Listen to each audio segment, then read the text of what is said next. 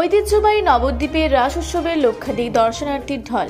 ঐতিহ্যবাহী ও বৈচিত্র্যময় নবদ্বীপের মানুষের কাছে প্রাণের উৎসব রাস উৎসবের সন্ধ্যা হতে রাজপথ দখল নিল লক্ষাধিক দর্শনার্থী। 3 দিন ব্যাপী নবদ্বীপের রাস উৎসবে গতকাল বৃহস্পতিবার রাতে পূজিত হয় শ্যামা মাতা।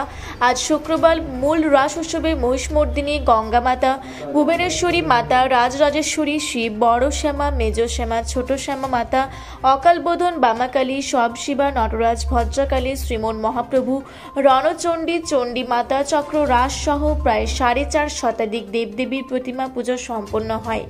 আগামীকাল শনিবার দুপুরে 108 বেহারার কাঁধে চেপে জোড়া বাঘ গৌরাঙ্গিনী মাতা হাজার হাজার ভক্ত সমাগমে শোভাযাত্রার সহিত নিরঞ্জন পর্ব সম্পূর্ণ হবে বিকেলে। এরপর সন্ধ্যাতেই শুরু হয়ে যাবে শহরবাসীর বহু আকাঙ্ক্ষিত আরং বা শোভাযাত্রা।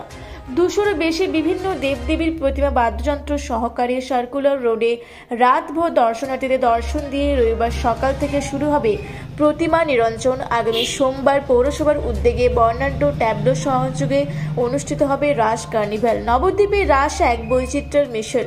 শাক্ত, শৈব, বৈষ্ণব 3 ধারায় মিশেলে বিভিন্ন দেবদেবীর প্রতিমা পূজিত হয়।